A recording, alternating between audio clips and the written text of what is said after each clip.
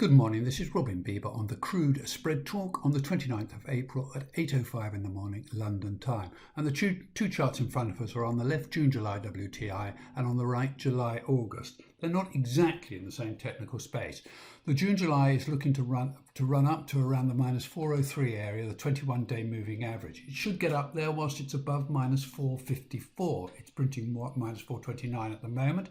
It's got a positive stochastic, but I think the problems begin at the 21-day moving average. Look how it failed here on those 4 occasions back in earlier in the month.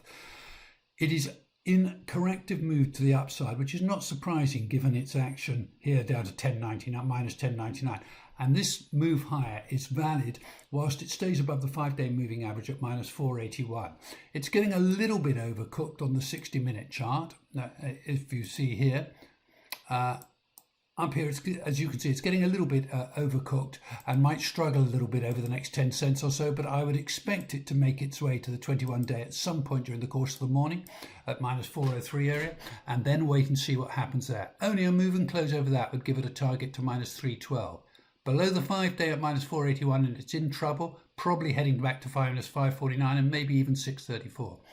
The July-August is fine so long as it's over 350. That might be a challenge for it, but at the moment it's in corrective mode and starts to run into trouble at minus 310. It's printing minus 328, around the minus 310 area to 297, the 5 and 8-day moving averages. These two moving averages are going to be a big challenge for it, and there's a reasonable chance that there will be some selling coming out at that level. And if you look at the 60-minute chart, it's beginning to edge a little bit higher, and are getting a little bit overcooked. So it suggests that whilst it might move up to the 5 and 8s, it will struggle at those levels between 310 and 297.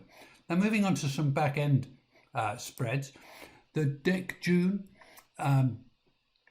June TI is also staging a recovery, and were it to get over 349, the scene would be set for a test of 341, 334, the 5 and 8-day moving averages.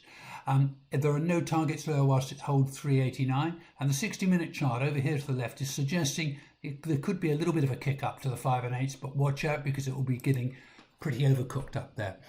The DEC red neck is fine whilst it's above minus 563, this line here. No target south whilst it's above 599, and there's a reasonable chance of it running up to test the 5 and 8s, a bit like the June deck. The 5 and 8s come in between minus 546 and 530, and this area looks like being put under pressure. Only a move and close over the 8-day at minus 530 would give it a good recovery potential, which could happen and take us up to the 13-day at around minus 434.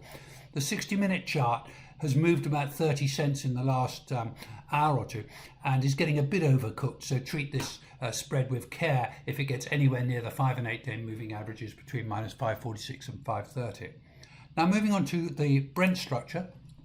On the left is July-Aug and on the right Aug-Sep. The July-Aug is looking like it's going to put this 13-day moving average under serious pressure at minus 226. It's at minus 227 at the moment. If it can get over there, there should be a slingshot move up to the 21-day at minus 202 and potentially even the 34-day at minus 187. However, it's got to get up there and move over the 13-day at 226. This is going to be a bit of a challenge for it.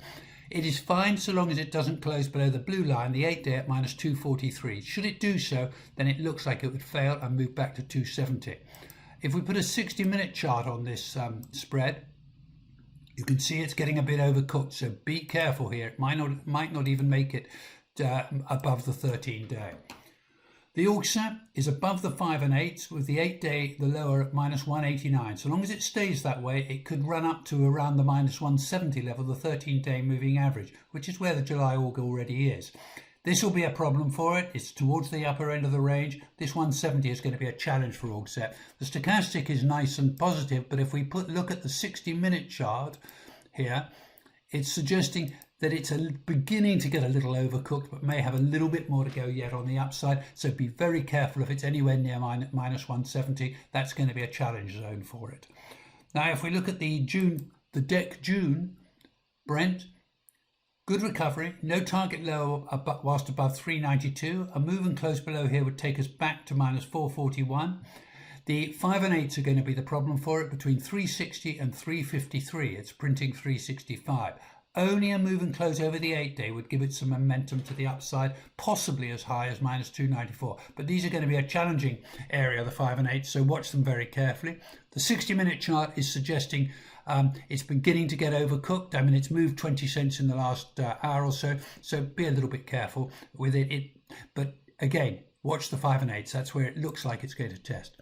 And the deck, red deck, no target lower whilst above minus 671. It looks like it's going to challenge the 589 and then the 5 and 8-day moving averages between 580 and 562.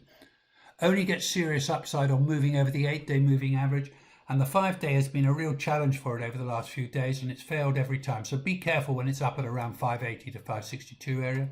The 60-minute chart is spiking, as you'd expect, and beginning to run into a little bit of trouble. That's all for today, folks. Good luck, good trading, and bon appetit.